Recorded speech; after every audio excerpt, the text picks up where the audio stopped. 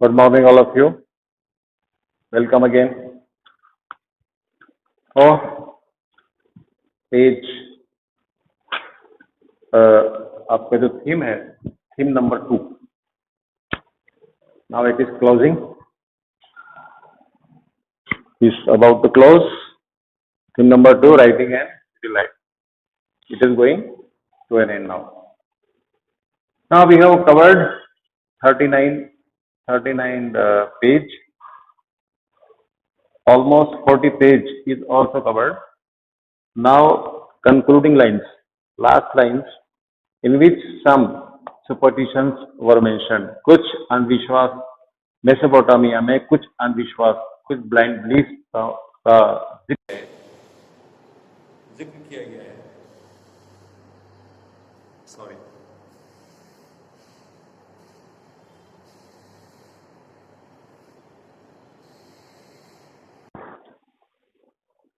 Okay, welcome again. उसका mention किया गया है, तो वो आप सुन लें. 2-3 ब्लाइंड बिलीफ यहाँ पर लास्ट में दिए हुए हैं पेज नंबर 40 पर. क्या है इसमें दिया हुआ है?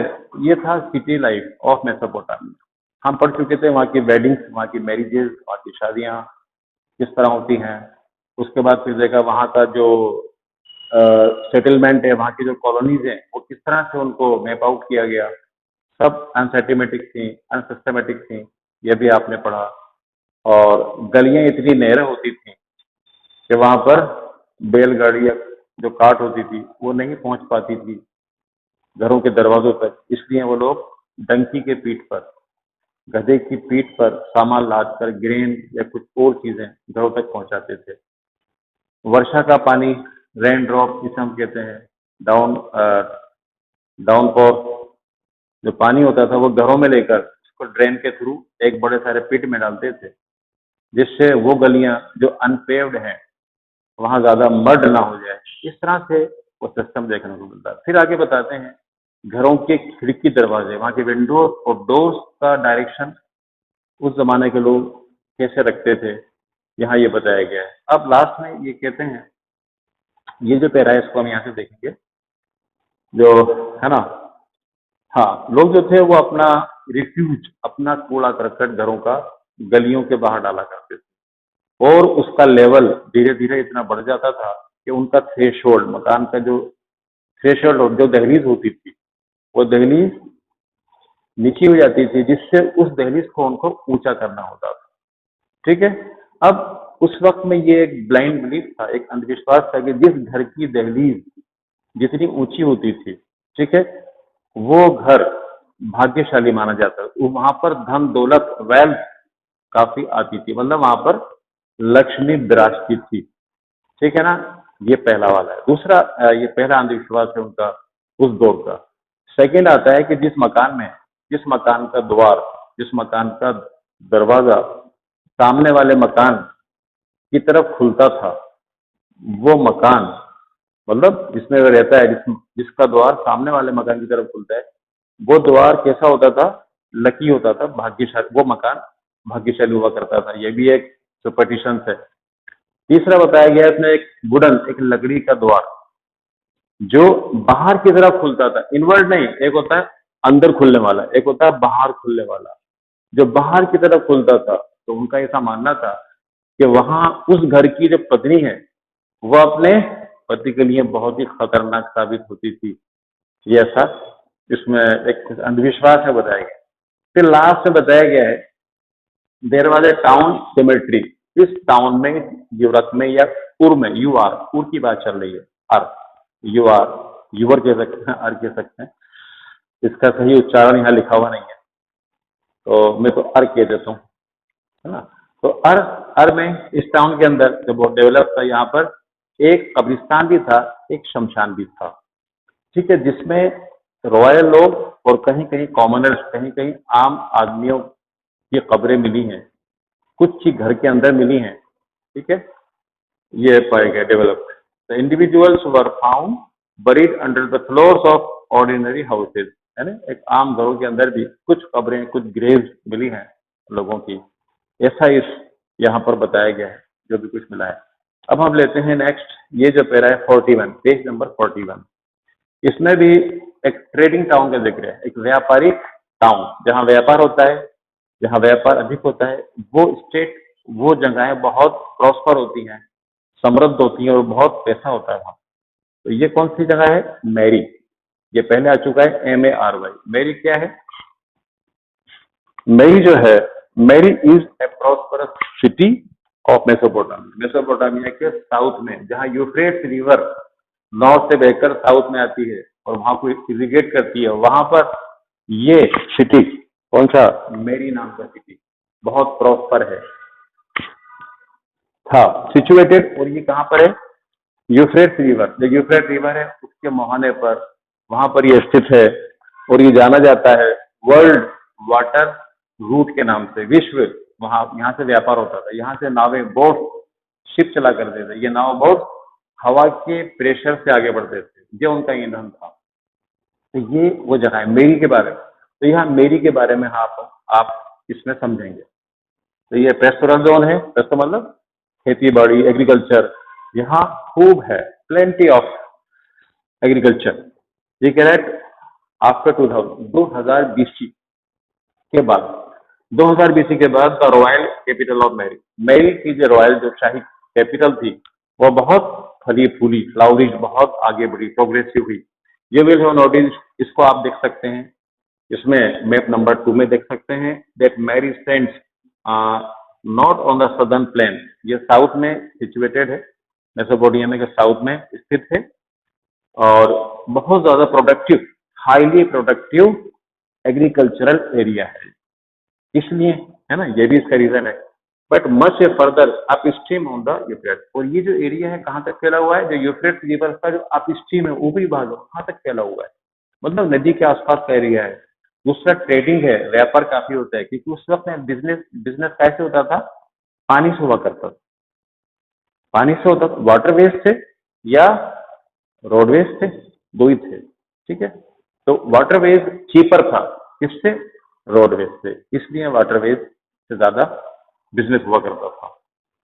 तो यहाँ पर ये बताता है यूफ्रेट, मैप 3। अब मैप 3 में आप देखेंगे क्या? With its colour coding shows, ये बता रहा है, कलर कोडिंग की मैप बता रहा है आपको, क्या बता रहा है कि that the agriculture and the animal, यहाँ पर खेती बाड़ी और जानवरों का पालना, मवेशियों को पालना, were carried close to each other, ये दोनों साथ साथ चला करते थे। एक तरफ खेती हो रही तो दूसरी तरफ जो दूसरे समुदाय के लोग होते थे वो जानवर पालते थे, हजारों की तादाद में, हजारों भेड़ बकरियां होती थी उनके पास, गले हुआ करते थे, जो हर्ट्समैन कहलाते थे, बड़े बड़े बिजनेस, इधर खेती होती थी, ये दोनों साथ साथ चला करता था। ये बता रहे some communities in the kingdoms of Mari, Mari के किंगडम में, मैरी जो है, यहाँ कुछ ऐसे समुदाय थे, कम्युनिटीज थी, हेड बोथ फार्मर, ये किसान भी थे, मतलब किसान भी थे और चरवाहे भी थे। इनमें कुछ किसान थे जो खेती करते थे, कुछ चरवाहे थे जो जानवरों को चराते थे, मतलब हर्डर्स थे, ठीक है। But most of its very, लेकिन अधिकांश मैरी का जो इलाका था, एरिया था, वह यूज फॉर पास्चरिंग शीप एंड गोट। अधिकांश जो इसका एरिया था मैरी का, वो किस काम में आता था? शीप और गोट को चराने के अंदर, यानी ग्रेजिंग ग्राउंड था, पास्चर्स यहाँ बहुत थे। इसके बाद नेक्स्ट पैरा आता है, हर्डर्स यूज टू एक्सटेंड, जो हर्डर, ये मवेशी, ये जानवरों को पालने वाले, ठीक है, ये क्या करते थे? इनके पास क्या होता था? एनिमल प्रोडक्ट, जैसे अब एनिमल चीज है, पनीर है, दूध है, जानवरों के बच्चे हैं छोटे, ठीक है, इन लेदर है, चमड़ा है, इन आइटमों का ये एक्सचेंज करते थे दूसरे कंट्रीज से, दूसरे लोगों से। तो उनके पास जो आइटम होते थे ये उनसे लिया करते थे। इस तरह से इनका बिजनेस हुआ करता था। रिटर्न फॉर ग्रेन, अनाज है, मेटल है, टूल्स हैं, ये उसके बदले लिया करते थे ये herders. In the manner of the और शीप, भेड़ों का क्या? खाद, जहां भेड़ें बहुत सारी, हजारों भेड़ें जहां पर बंद होती थी इस बाड़े के अंदर, वहां की मैंगनिया, वहां का खाद, जो खेती के लिए बहुत ही अच्छा माना जाता है आज भी, वो लिया करते थे ये। इसके बाद yet at the same time, इसी समय देर में भी कॉन्फ्लिक्ट। अच्छा, जब ऐसा होता है कि ये सब कबीले वाले थे, ठीक है, कभी आपस में इनमें झगड़े भी होते थे। झगड़े किस बात को लेके होते थे? एक गडरिया, एक चरवाहा जब अपनी हजारों भेड़ों को, बकरियों को चराने के लिए जाता था तो बीच में खेत पड़ते थे, है नहीं, पकी हुई या सौन, सौन मतलब उगी हुई फसलें, उनमें से निकाल कर लेके जाता था। और जब निकालता था तो फसलें खराब होती थी, जिससे आपस में डिस्प्यूट होता था, झगड़े होते थे। ये इसमें होता था, flock together across the sown field to the ruin, इस तरह से फसलें रुइन, बर्बाद हुआ करती थी इन भेड़ों के थ्रू।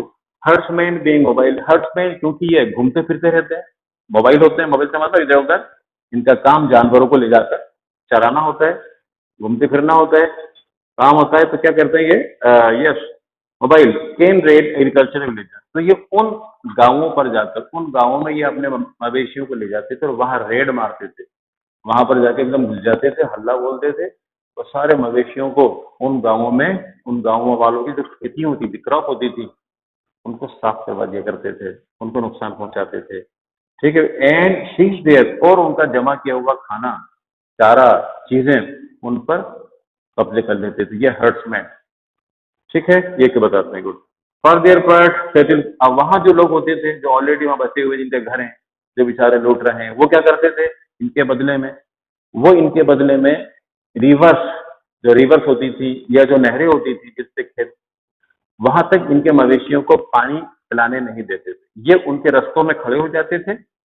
ठीक है, और उनके मवेशियों को, उनके कैटल्स को रिवर तक या जो नहर है, नहरों तक, चैनल तक परमिशन नहीं, कई रास्तों को ये लोग बंद कर देते थे। इस तरह से इनमें आपस में डिस्प्यूट चलता था, कॉन्फ्लिक्ट झगड़े हुआ करते थे।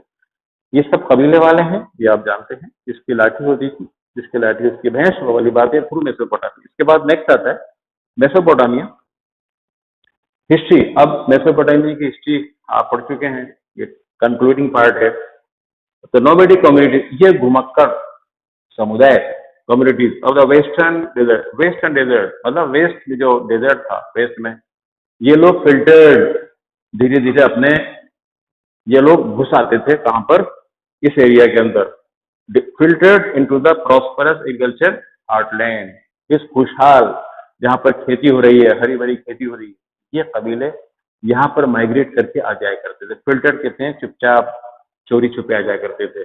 शीफर्ड्स वुड ब्रिंग देयर फ्लॉक, जो शीफर्ड, जो गडरी होते थे, वो अपने मवेशियों को ले आते थे चुपचाप, flock into the sown area in the summer, गर्मी के मौसम में यहाँ ले आते उनको। फिर क्या होता, सच ग्रुप, इस तरह के जो ग्रुप होते थे वुड कम इन हर्ड, ये सब के सब ग्रुप बना के आते थे, बहुत सारे, हजारों की तादाद में इनके साथ मवेशी होते थे। हार्वेस्ट लेबर्स, और हार्वेस्ट खेतों में काम करने वाले जो मजदूर होते हैं, लेबर, वो भी हुआ करते थे। हायर्ड सोल्जर्स, हायर्ड सोल्जर्स वो सिपाही जिनको हायर किया गया है, वो भी होते थे इनके साथ, सभी लोग आते थे। If you gain the power to establish, इस तरह से ये लोग जब आते थे तो क्या करते थे, यहाँ पर आने के बाद अपना कब्जा एस्टेब्लिश कर लेते, अपना पावर एस्टेब्लिश करते थे, जिसके लाठी उसकी भैंस, जैसे बताया है नहीं, वो वाली चीज था।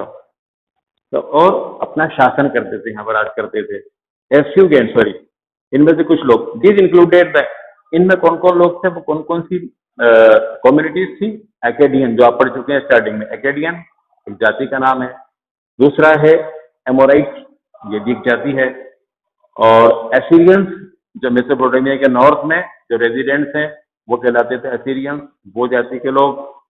एंड द अरामीज, और अरामी जो साउथ मेसोपोटामिया के रहने वाले थे, जो लास्ट में आए थे। ठीक है, ये वो कबीले थे जो यहाँ पर एंटर, और इन्होंने अपनी हुकूमतें, अपने किंगडम्स एस्टेब्लिश किए, सबने नहीं, कुछ ने किए। ओके, और यहाँ के राजा बने। इसके बाद कहता है इनके बारे में, आप ये कह रहा है 5 चैप्टर आपके सिलेबस में नहीं है। ठीक है, इनको फिर भी आप चाहें तो पढ़ लें फर्दर नॉलेज के लिए। फिर कहता है कि द किंग्स ऑफ मेरी वर, अब मेरी के जो राजा हुआ करते थे वो किस कबीले से थे, उनका कबीला था एमोराइट।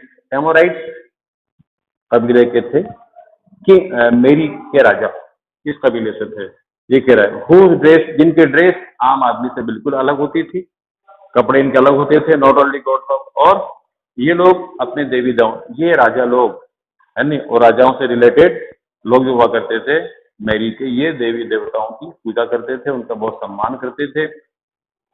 मंदिर बनवाते थे, पूजा स्थल बनवाया करते थे। और डेगन नाम का एक देवता है, जिन्हें गॉड ऑफ स्टेपी, हरे भरे घास के मैदानों का देवता, क्या नाम है, डेगन, उसका मंदिर ये लोग बनवाते थे, बनवाए। मेसोपोटामियन सोसाइटी, मेसोपोटामियन का समाज और वहां की संस्कृति के बारे में बताता है नहीं, वर दस ओपन टू डिफरेंट पीपल। इस तरह से मेसोपोटामियन हर तरह के लोग, एक्केडियन भी थे, सुमेरियन भी थे, एमोराइट्स भी थे, अलग अलग कल्चर के लोग, डिफरेंट सोसाइटी के लोग मेसोपोटामिया में रहा करते थे, डिफरेंट डायरेक्शन में। ये आपको बताना चाहता है। And the vitality of the civilization was perhaps due to this intermixture, आपस में ये सब समुदाय मिलजुल कर रहते, साइड बाय साइड रहा करते थे। मेसोपोटामिया, यहाँ का सोसाइटी, यहाँ का जो कल्चर है। अब पेज नंबर, इसको ये जो दिए हुए ना आप, ये जो कैप्शंस हैं, इनको आप जरूर पढ़ें। यहाँ दिया हुआ है मेरी के राजाओं जो किंग्स होते थे, उनके महल कैसे होते थे, महल में क्या होता था, सर्वेंट्स कैसे होते थे, उसके बारे में आप इसमें समझेंगे। इनको पढ़ना बहुत जरूरी है आपके लिए। इसके बाद आता है पेज नंबर 44। पेज नंबर 44 पे आइए। फिर द किंग्स ऑफ मेरी के जो राजा होते थे, हैड टू बी विजिलेंट, ये बहुत ही चौकस होते थे, विजिलेंट होते थे, है नहीं। लेकिन इनके शहर में, मेरी सिटीज के अंदर जितने भी हर्डर होते थे, उनको आने की परमिशन थी कि वो आ सकते हैं, यहाँ पर कैंप कर सकते हैं, अपने मवेशियों को चरा सकते हैं। लेकिन ये लोग बहुत वॉचफुल हुआ करते थे, विजिलेंट, बहुत मतलब निगाह रखते थे कि हैं तो ये बाहर के लोग, ठीक है, आप अपने मवेशियों को चरा लो, अपने कैंप लगा लो, लेकिन कुछ और एक्टिविटीज नहीं कर सकते थे। तो ये वॉचफुल होते थे, ध्यान रखते थे उनके ऊपर। फिर आता है नेक्स्ट पैरा आता है, इसको देखेंगे आप।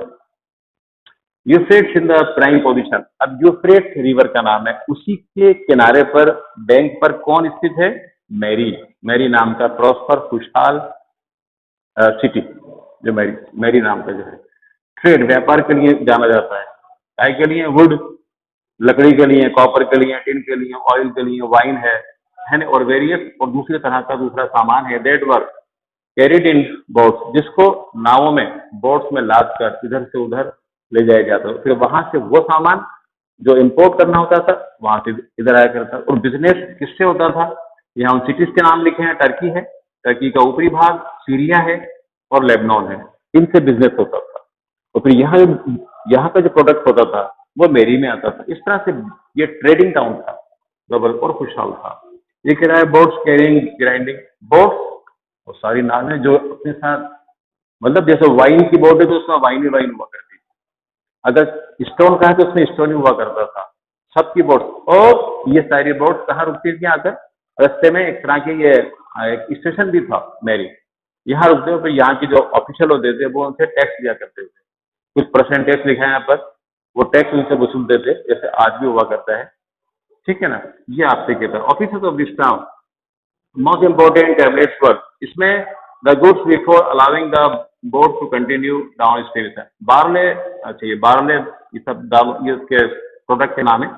Most important tablets refer to the copper from, copper कहाँ से आता था, साइप्रस से आता था। साइप्रस आज भी सिटी है, ये कंट्री है साइप्रस, वहां से तांबा आया करता था, तांबा ये लोग मंगाते थे आइलैंड ऑफ साइप्रस से, नॉन फारिड, जो अपने तांबे के लिए जाना जाता था। एंड टिन, और टीन कहाँ से आता था, वो भी यहीं से आता था।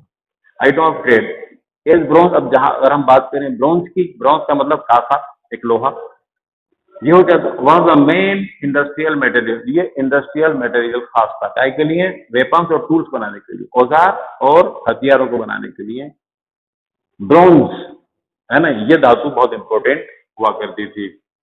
ये आपसे कहता है। इसके बाद कहता है this trade was of great importance. बस इस तरह से although the kingdom of the मेरी वाज ब्रॉट मिलिट्री, इस तरह से जो मेरी किंगडम था, मिलिट्री के लिहाज से ही स्ट्रॉन्ग नहीं था, बल्कि कहता है इट वाज एक्सेप्शनली प्रॉस्परस। ये बहुत ज्यादा, बहुत हाइपरबोलिकली, है नहीं, इन एन एग्जेजरेशन पे, ये बहुत खुशहाल था, अच्छी खुशहाल था, ऐसा बताते हैं। इसके बाद आता है cities in the Mesopotamian culture. Mesopotamian संस्कृति में सिटीज, ये आप पढ़ चुके हैं, इसमें मैं समझता हूँ इतना कुछ नया नहीं है। मेसोपोटामियन जो थे, ये अपनी सिटी लाइफ की बहुत वैल्यू करते थे, सम्मान करते थे, सिटी लाइफ को बहुत चाहते थे। और डेवलप होना चाहते थे, आगे बढ़ना चाहते थे। इन दी पीपल ऑफ मैनी, जिस पर कई तरह के समुदाय आप पढ़ चुके हैं, वो रहा करते थे, आपस में रहते थे, अपने कल्चर को शेयर करते थे। द मोस्ट थ्री, उसके बाद फिर एक एपिसोड आता है। इस एपिसोड को आप चाहे पढ़ लें, छोटी सी एक स्टोरी सी है तो बताई गई है कि किस तरह से ये लोग होते थे। फिर आता है literacy, legacy of writing, writing की विरासत। अब राइटिंग आप जानते हैं, राइटिंग कहाँ की इन्वेंशन है, डिस्कवरी है, ये मेसोपोटामिया की। अगर राइटिंग नहीं होता तो बहुत सारी चीजें आज पॉसिबल नहीं होती। ठीक है, जैसे टाइम ऑफ रेकनिंग है, मैथमेटिक्स है, इसके बारे में अब हम जानेंगे, इसको पढ़ेंगे हम। पेज नंबर 45, इसमें wild moving narratives can be transmitted hourly. अब तक क्या होता था, बहुत सालों साल ऑरली, मौखिक रूप से, जेनरेशन टू जेनरेशन, है नहीं, ट्रेडिशंस और बहुत सी चीजें, बहुत सी बातें ट्रांसफर होती आ रही हैं। ठीक है, लेकिन साइंस ने क्या कहा, साइंस ने ये बताया कि जब तक आप इसको लिखेंगे नहीं तो ये आगे वाली पीढ़ी तक, जो साइंटिस्ट हैं, जो उन तक नहीं पहुंच पाएगी, सेकंड साउंड। तो फिर लिखा, राइटिंग स्टार्ट हुई, राइटिंग के बाद ये पॉसिबल हो सका। क्या पॉसिबल है? टाइम ऑफ रेकनिंग, टाइम का रेकनिंग करना, मैथमेटिक्स पॉसिबल हो सका, जिसको आने वाली पीढ़ियां, जो हम देखते हैं साइंटिस्ट और आर्कियोलॉजिस्ट, जिन्होंने अब ये 200-300 साल पहले उन्होंने स्टडी शुरू की और आज तक उसको डिस्कवर कर रहे हैं और कर रहे हैं। इसके बाद देखें आप, ये कुछ मैथमेटिक्स की चीजें हैं, कुछ रेकनिंग है, ये स्क्वायर रूट के बारे में बता रहे हैं, स्क्वायर रूट किस तरह से इन्होंने निकाला, ये सब किसका कंट्रीब्यूशन है? मेसोपोटामिया का, मेसोपोटामिया अलग अलग सिटीज का। इफ यू वर्क आउट, अगर आप इस तरह की स्क्वायर रूट को निकालेंगे तो क्या होगा? You will find it the answer, answer है ना, आप किस तरह से थोड़े से अंतर के साथ, स्लाइटली डिफरेंस के साथ लगभग एक्यूरेट आंसर आ रहा है। उस वक्त का स्क्वायर रूट और अभी का स्क्वायर रूट दोनों लगभग एक जैसे ही है, कुछ अंतर के साथ। इसके बाद आता है अगला, ये जो नेक्स्ट पैरा है, इसको आप देखें, the division of the year. अब देखो, ये मैं पहले बता चुका हूँ आपको, पूरे साल के डिवीजन इन्होंने किस बेसिस पर किया? Revolution of the moon around the earth, चंद्रमा का पृथ्वी के आसपास चक्कर काटना, उस बेस पर इन्होंने पूरे साल को 12 महीने में बांटा। ठीक है ना, और 12 महीने 12 मंथ्स में बांटा, और 1 मंथ को इन्होंने 4 वीक्स में डिवाइड किया, 4 सप्ताहों में डिवाइड किया, और एक दिन को इन्होंने 24 आवर्स में किया, और 24 आवर में जो 1 आवर है उसको इन्होंने 60 सेकंड्स में डिवाइड किया। ये पूरा कैलकुलेशन कहाँ मिले, कहाँ से, किसकी देन है? मेसोपोटामिया की देन है, ये आपको पता। यहाँ तक इसने पूरा ये बताया। इसके बाद लास्ट पे रहेगा व्हेनेवर सेफर एंड ल्यूनर, किस तरह से जो आपके ये थे ना ल्यूनर, और ये दोनों होते थे ना आपके सूर्य ग्रहण और चंद्र ग्रहण, इनके अकॉर्डिंग ये पूरा कैलकुलेशन करते थे, चांद और सूरज को देखकर एक वर ऑब्जर्व। इसके बाद नेक्स्ट आता है, ये लास्ट आपका देखेंगे, इसमें है none of this momentous Mesopotamian achievement. अब ये आपको इस बात की इंपॉर्टेंस बता रहा है कि इसमें मेसोपोटामियन सिविलाइजेशन और वहां की इतनी शानदार नॉलेज, इतनी अपडेट नॉलेज, मैथ को लेकर, एस्ट्रोलॉजी को लेकर and different forms of knowledge को लेकर पॉसिबल नहीं होती अगर राइटिंग वर्क वहां स्टार्ट नहीं होता। अगर राइटिंग स्किल अगर वहां स्टार्ट, तो ये चीजें मुमकिन नहीं थी, हम तक नहीं पहुंच पाती। यह आपसे कहना चाहते हैं। Urban institution of the schools, क्योंकि इन लोगों ने मेसोपोटामिया में किस चीज पर ध्यान दिया? राइटिंग पर ध्यान दिया। और अर्बन इंस्टीट्यूशन ऑफ स्कूल, और शहरों में स्कूलों पर ध्यान दिया। स्कूलों में बच्चे पढ़ा करते थे, उनको पुरानी लैंग्वेजेस सिखाई जाती थी, किस तरह से तुम्हें इन्हें डिसाइफर करना है, किस तरह से तुम उनको पढ़ना है, किस तरह से ये लोग उनको ट्रेन करते थे, और ये फिर ये बड़े होकर स्कॉलर्स बनते थे। और फिर इन्होंने इस तरह से अपनी लीगेसी को प्रिजर्व किया, संभाल के रखा। उसके लिए इन्होंने लाइब्रेरीज बनवाई। ये लाइब्रेरी के बारे में, लाइब्रेरी से सारी बुक्स, बुक्स कहता हूँ, जो टैबलेट थी, टैबलेट जानते हैं, टैबलेट थी, वो सेफ एंड साउंड हो गई, सुरक्षित हो गई। और फिर उनको बाद वाले जो स्कॉलर्स थे उन्होंने उनको पढ़ा। फिर कहता है कि रीड वुड बी मिस्टेक। इस तरह से यहाँ करिए, आपका लेसन फिनिश हो जाता है। आपको मैं वर्क देता हूँ, इसमें वर्क आपका है ये पूरे question, all question on page number 48 page के जितने क्वेश्चन हैं आपके, 4 क्वेश्चन तो शॉर्ट हैं और लास्ट 2 थे आपके शॉर्ट एसे। इन 6 क्वेश्चंस को आप अटेम्प्ट कर लें। कहाँ से करेंगे? गोल्डन बुक, मैंने बताया था आपको, गोल्डन छोटी बुक आती है, 200 की आएगी, बुक आएगी, आप इसको उसमें से कर, नहीं तो इसमें आंसर लिखे हुए हैं। थोड़ा सा आपको कष्ट होगा, तकलीफ होगी, ढूंढना पड़ेगा, नहीं तो आंसर आपको मिल जाएंगे बुक से, उस बुक से मिल जाएंगे आपको, जिसका नाम गोल्डन हेल्प बुक है। इस तरह से आपका ये सेकंड थीम पूरा होता है। और इसमें जो कैप्शंस हैं उनको आप सेल्फ स्टडी करेंगे। आपका वर्क क्वेश्चन आंसर काम करना है, अपनी कॉपी में करना है और कैप्शंस को रीड आउट करना है। Thank you so much.